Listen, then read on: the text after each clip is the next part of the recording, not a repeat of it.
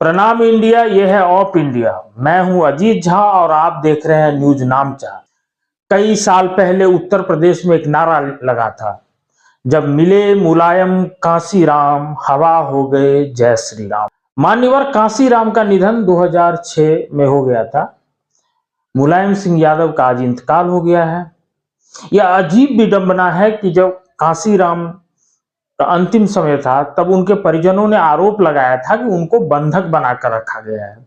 इसी तरह से मुलायम सिंह यादव, जो उत्तर प्रदेश के मुख्यमंत्री रहे, जो इस देश के रक्षा मंत्री रहे, जिन्होंने समाजवादी पार्टी का गठन किया, जिन्होंने उत्तर प्रदेश की राजनीति में एक तरह से पिछड़ों दलितों को एक मजबूत जगह देने का भी काम किया, वो भी पिछले कुछ साल से राजनीति के बियाबान में थे। उनके बेटे अखिलेश यादव, जो उत्तर प्रदेश के मुख्यमंत्री रहे हैं, उन पर आरोप लगते रहे हैं कि उन्होंने अपने पिता की राजनीतिक विरासत को हड़पने के लिए, उस पर काबिज होने के लिए उनको उसी तरह से किनारे किया जैसे मुगल खानदान में जो बच्चे होते थे वो अपने अब्बा से गद्दी हथियाया करते थे। जैसा कि आप जानते हैं कि हमारे यहाँ एक सामाजिक परिपाटी रही है कि जब किसी व्यक्ति की मृत्यु हो जाती है तो हम गांधी जी के बंदर बन जाते हैं, उसके बारे में बुरा बोलने से बचते हैं, उसके बारे में बुरा सुनने से बचते हैं। यदि उसके कोई बुरे कर्म आंखों के सामने आ जाए तो हमसे अपेक्षा की जाती है कि हम अपनी आंख बंद कर लेंगे। मुलायम सिंह यादव की मृत्यु के बाद भी इस परिपाटी का निर्वाह हो रहा है। सिंह यादव कैसे याद किए जाएं, यह उन्होंने अपने जीते जी तय किया कि वो अपनी मृत्यु के बाद उनको कैसे याद किया जाएगा। कई लोग जो है सो हवाला दे रहे हैं कि सनातन धर्म में, हिंदू धर्म में परंपरा नहीं है कि किसी की मौत के बाद जो है आप उसके बारे में कुछ बुरा कहें। लोग यहां तक दे रहे हैं तर्क कि जब रावण के पास भी अंतिम समय में तो भगवान श्री राम ने लक्ष्मण को भेजा था।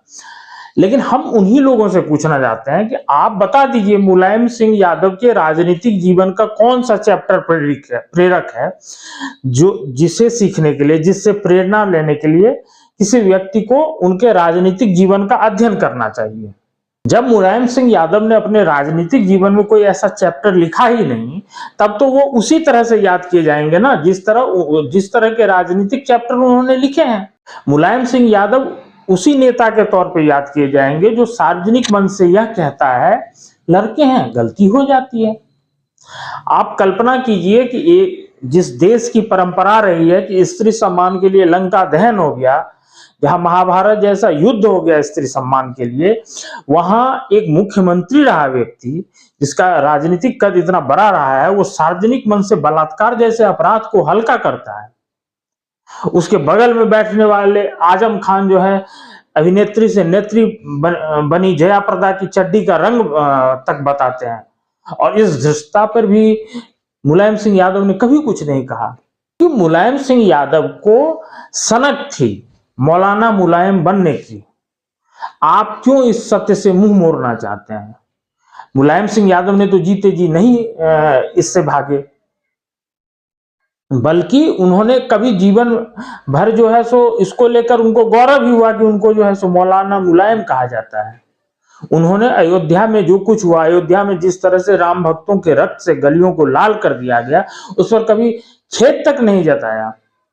बल्कि कुछ साल पहले उन्होंने यहां तक कहा था कि अगर उस समय जरूरत पड़ती तो और लोगों को भी गोली मारी जाती। ये सब वो क्यों कह रहे थे? ये क्योंकि वो चाहते थे कि उनकी मृत्यु के बाद उन्हें इसी तरह याद किया जाए। और अयोध्या में जो 2 नवंबर 1990 को हुआ, जिन पे मुलायम सिंह यादव के रहते गोली चली, वो लोग कौन थे? वे क्या चाहते थे? वे यही तो चाहते थे कि उनके आराध्य की पवित्र भूमि पर इस्लामिक आक्रांताओं ने जो कब्जा कर रखा था उसकी मुक्ति चाहते थे, और वह भी वो अपने लोकतांत्रिक अधिकारों के तहत चाहते थे। क्या यह अपराध था? लेकिन मुलायम सिंह यादव ने उस दिन उनके रहते हुए अयोध्या में क्या हुआ? उस समय के जो पुलिस अधिकारी जो अयोध्या में तैनात थे, उन्होंने फायरिंग से पहले अपने मातहतों को कहा कि लखनऊ से यह ऑर्डर है कि यहाँ सड़क पे किसी को नहीं बैठने दिया जाए। और लखनऊ में उस समय बैठे थे मुलायम सिंह यादव। और ये मैं जो है सो अपने मन से नहीं कह रहा हूं। एक हेमंत शर्मा वरिष्ठ पत्रकार रहे हैं, वो उस समय अयोध्या को कवर कर रहे थे।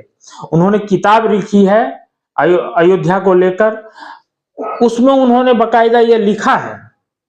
उस समय सोशल मीडिया का दौर नहीं था, लेकिन आप उस समय की मीडिया रिपोर्ट्स का अध्ययन करिए, उसमें से आपको पता चलेगा कि जिन लोगों को गोली मारी गई वो राम धुन में रमे हुए थे, वे अखंड कीर्तन कर रहे थे, वे मंदिर के साधु थे। कोठारी ब्रदर्स, जिसमें एक 20 साल के थे, दूसरे 22 साल के थे, एक के सिर में गोली मारी गई, दूसरे के गले में गोली मारी गई। एक ऐसे साधु को गोली मारी गई जो कार सेवक, जिन पे आंसू गैस के गोले दागे गए थे, तो वो पानी डाल रहे थे कि उनको कुछ राहत मिले, उनको भी गोली मारी गई।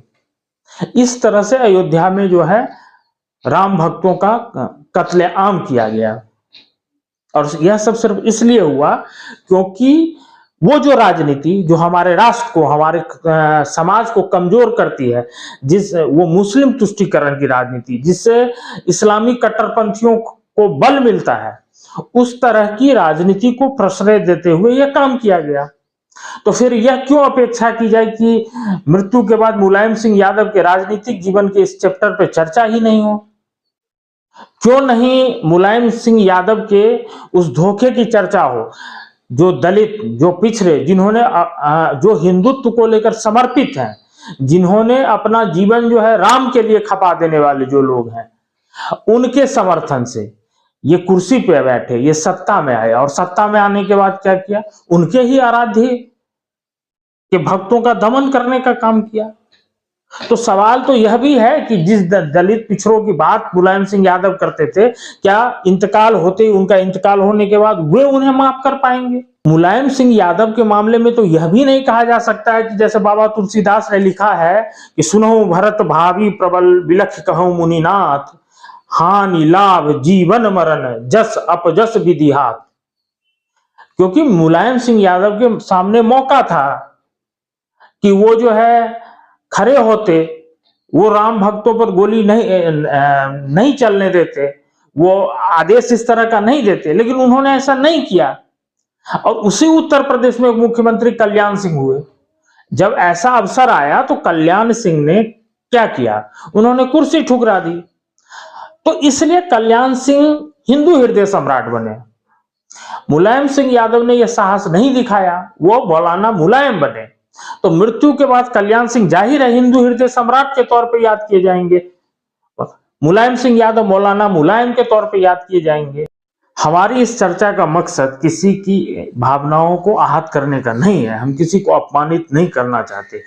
हम चाहते हैं कि हमारे प्रभु श्री राम मृतक को अपने श्री चरणों में जगह दें, जो पीड़ित परिवार है, जो शोकाकुल परिजन है, उनको संबल प्रदान करे।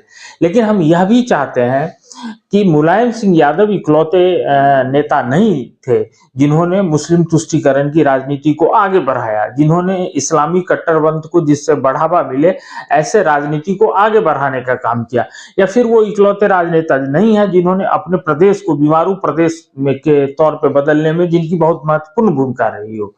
ऐसे बहुत सारे नेता हैं, इनमें से कई बीते कल में गुजर चुके हैं, कुछ आज गुजरे हैं, कुछ आने वाले कल में गुजरेंगे। हम बस ये चाहते हैं कि समाज एक चर्चा करे, एक कि वो क्यों आडंबर में ही मृत्यु के बाद एक आडंबर में ही रहे, वो क्यों ना ईमानदारी से, अगर कोई व्यक्ति यह तय करता है जीवन में अपने कर्मों से कि उसे कैसे याद रखा जाए, तो उसकी मृत्यु के बाद भी हम ईमानदारी से उसको उसी तरह याद करें। जब हम ऐसा एक समाज के तौर पे और राष्ट्र के तौर पे कर पाएंगे तो हमें ये जो एक सामाजिक परिपाटी चलन चल रही है उससे भी मुक्ति मिलेगी। तब जो है सो राजनीति पे भी दबाव बनेगा कि वो अपने कर्मों में शुचिता लाए, साथ ही साथ मरने के, किसी की मृत्यु होने के बाद भी राजनीतिक जो कर्मकांड हमें देखने को मिलता है उसमें भी शुचिता देखने को मिलेगी। और यह अगर हम यह अपेक्षा करेंगे कि राजनीति से इसकी शुरुआत हो जाए तो यह संभव नहीं है। बतौर समाज, बतौर राष्ट्र हमें इसकी शुरुआत करनी होगी, फिर जब उससे दबाव बनेगा तो उसी से राजनीतिक शुचिता आएगी। प्रणाम।